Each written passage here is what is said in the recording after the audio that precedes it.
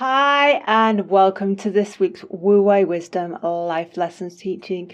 It's great to be back with you all.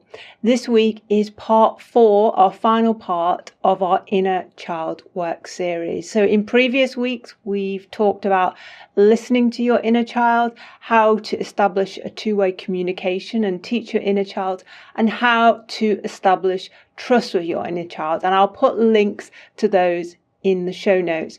But this week we are talking about nurturing activities that you can do with your inner child to positively harness your inner child's energy and enthusiasm.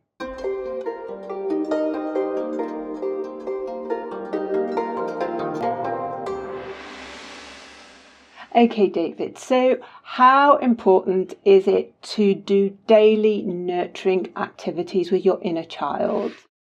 Well, surprisingly enough, Alex, this is extremely important. And many of my clients, when they've done the hard work, they've done the golden thread, they've built up a relationship with their inner child, they don't take it to the next step. And this is really the next step, because you have to get that mindset. Remember what I keep saying. Your inner child is not your enemy. It's not a monster. It's not evil. It's not how to mess up your life.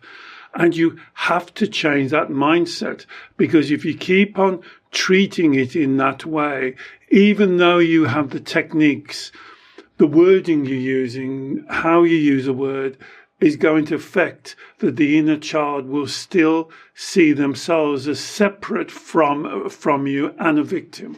And so, David, when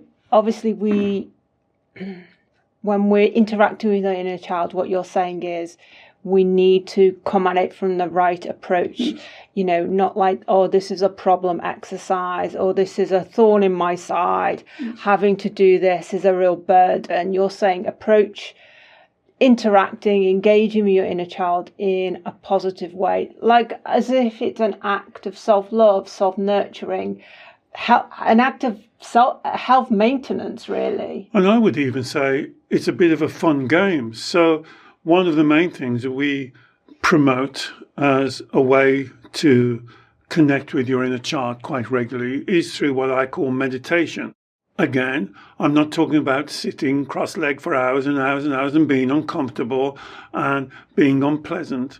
I would want to encourage you to make meditation like a game, like a pleasurable thing that you look forward in doing for 10, 15 minutes, a time when you and your inner child can kind of play together in a mindfulness exercise in a game, and encourage your inner child to be able to talk freely and to express themselves, and make that into like a fun episode.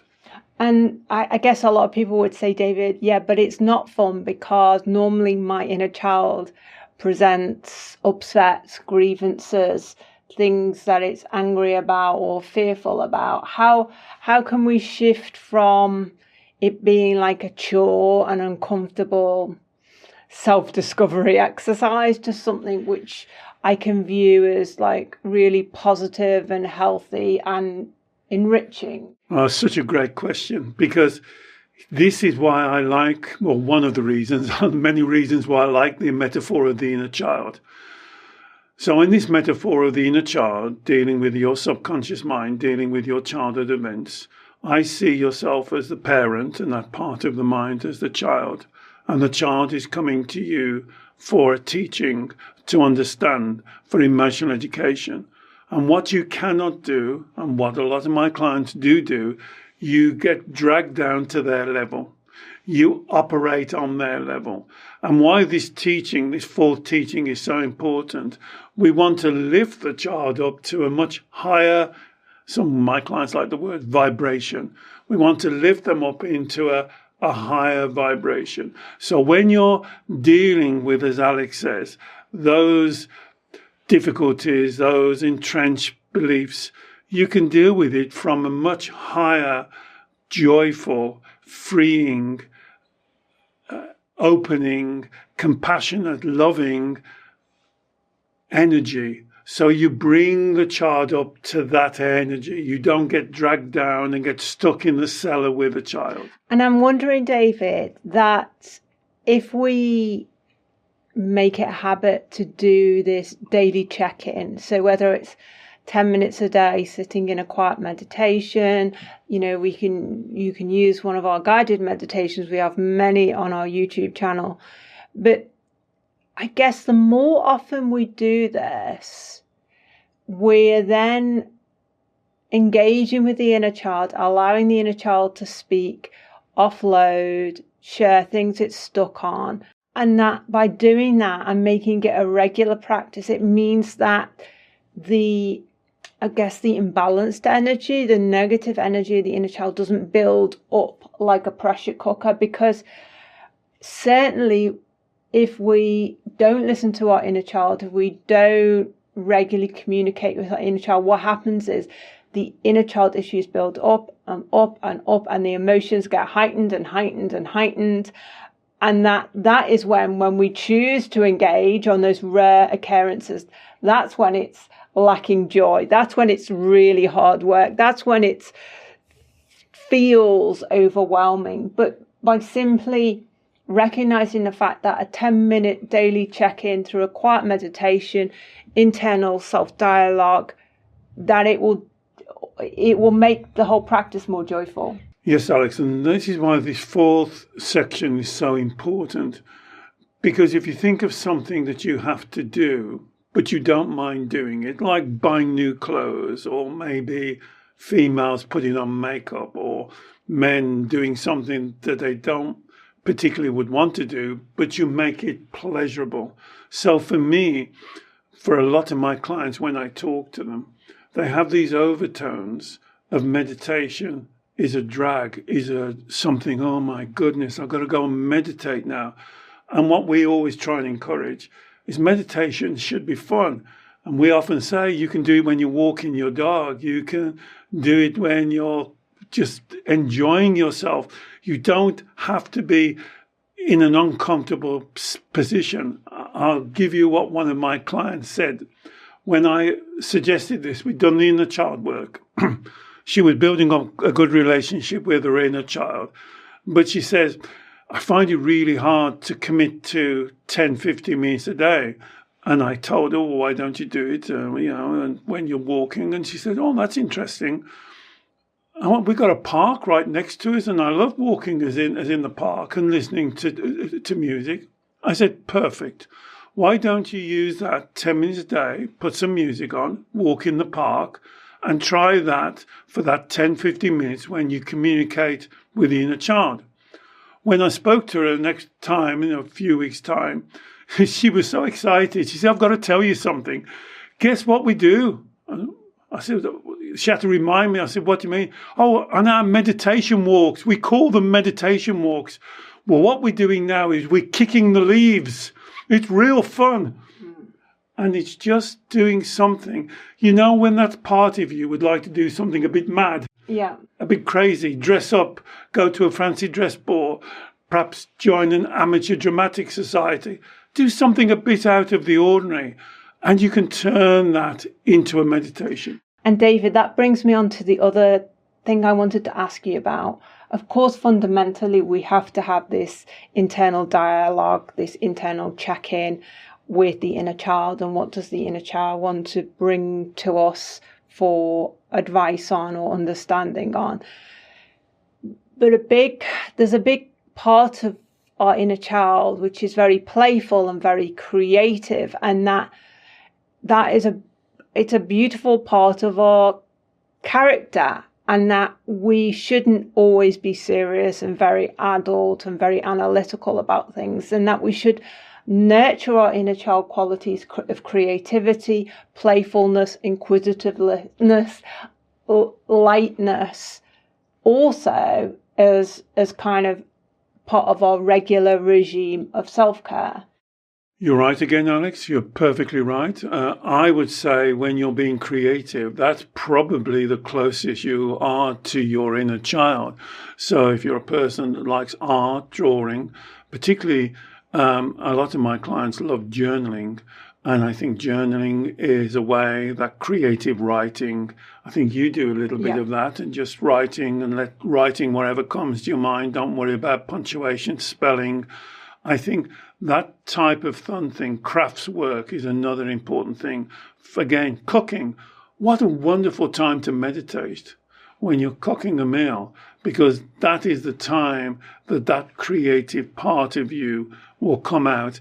And it's a more, I like your word, light-hearted part where you can have that dialogue. So even if they bring something that's quite serious and you deal with it seriously, but your energy can be more of a light-hearted with a smile as on your face. And I know it's difficult when we're doing it because we're talking about very serious things and people might be misunderstood if we're smiling. But I see this work as very exciting, very joyful, very uplifting work. I love working with my clients. I love working with them and seeing their breakthrough. Yesterday, I had a tremendous breakthrough with a client. And it's so wonderful to me to see that connection where she finally embraces her inner child and they become one. And so this journey of the golden thread and the Wu Wei wisdom is a joyful journey. And the outcome is a teamwork, a team with you and your inner child working together. And this is such a precious life that we've been gifted. It should be fun. We should be able to sail through the difficult times and also enjoy the good times. And so this is very important in this lesson. And I think just almost like as part of your weekly diary planning, for me, it's really important to schedule time, as you say, to go for a walk in the park, to let my inner child notice small things in nature, flowers, leaves, trees, water, and see the kind of joy and delight in those things. I schedule time to do acting. I schedule time to do photography on my phone. Just little things that I know bring more joy and engage my inner child. And what I would say on that is when you're doing that, include your inner child. Make sure in that part of the mind that you're doing this together. Whether it's photography, you see a beautiful little flower, kind of get that childlike essence within you as when you're doing it. You know, collecting shells, anything you might think, oh, this is a bit silly for a grown-up to do this. Those are the times you want to do it, and include in your preparation and doing it that this is part of the meditation. Meditation can be fun. Because energetically, if we don't channel the inner child's energy in these kind of positive, creative, expansive, joyful, light ways, what tends to happen is the energy will go somewhere and it builds up. And that's when the inner child part of our mind starts to stagnate, ruminate, fret about the future. So it's almost like a positive, proactive and positive diversion of the inner child's energy into something good. And then you see the inner child work and the things that we teach as being something of a chore, a drag, something you have to do. You don't really want to do it, but you have to do it. And that gives a wrong impression to that part of your mind. And then you kind of, I almost imagine it like quicksand. It's pulling you deeper and deeper and deeper into the mire, so you can't see the beautiful sky or the sunset or be part of the stars. You know, and I often say when I'm doing a meditation, I think it's such a wonderful image. Look up at the stars, and you are made of the same material. You are awesome. And we have to convince that part of your mind that we call the inner child that's been through such difficult and challenging things that it too is awesome. And it deserves a wonderful, exciting life of being creative, of seeing new things, of being part of a team that's unbreakable, that you and your inner child are now together as one. And you can enjoy life in all of its facets, all of its ups and downs and ebbs and flows, but you can find enjoyment in the most simplest of things. And when the child connects to that energy, you see that the problems it presents, the issues it presents, won't be so intense. They'll just be a little bit lighter. And maybe as times as even you and your inner child can laugh at the way it reacts to things. And again, a lot of my clients will do that. They'll say, I can't believe I'm doing this. Well, yeah, that's just the child in you. Give her a hug. Give him a hug. Tell him he's good. And let's now move on together. And David, just one final question that I know we get asked. Is there a point with these activities, the inner child work, where there's a point of completion? Or is this an ongoing, lifelong practice, these activities? Well, thank goodness, I don't think there's a completion. I think it's part of our journey. I think it's part of us. Remember, the inner child is you, and we're always here to learn, to grow, to reach enlightenment, to enjoy our lives, to reach our potential. And so this is an ongoing life lesson. There will always be challenges, thank goodness. Wouldn't life be boring if we knew exactly what was going to happen and when it was going to happen? We live in the unknown. No, the inner child doesn't like that. And we have to make the unknown fun, exciting, exhilarating, that challenges you and your inner child so you grow together and to reach your true potential. And as Alex says, this is a journey. Thank goodness we are so blessed and you are so blessed. This is the time where you believe in yourself as much as we believe in you. Wonderful. Thank you, David. Well, I will put links in the show notes to parts 1, 2, and 3 of this Inner Child Work series. And next week, David has a beautiful new Inner Child Work guided meditation for you to cement all the teachings that were part of this mini series. So do check that out. I really, really hope you have enjoyed this teaching. Please let us know and perhaps share it with someone else who you think it may also help. David works every week with clients all over the world via Zoom video call. And if you'd like to learn more about David's one-to-one consultations, I will also put a link to those in the show notes. And finally, don't forget to subscribe to our YouTube channel. We produce new long-form teachings every Saturday, as well as 2 midweek short snippets of wisdom for you to enjoy. So don't forget to subscribe. We look forward to sharing again with you very soon. Bye-bye.